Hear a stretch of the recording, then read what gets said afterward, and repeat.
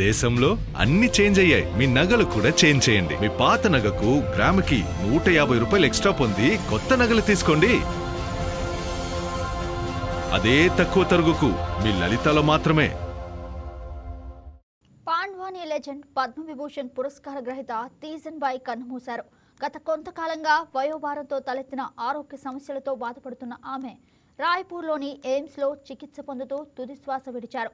ఆమె మరణంతో భారతీయ జానపద కళారంగంలో ఒక సువర్ణ అధ్యాయం ముగిసినట్లయింది.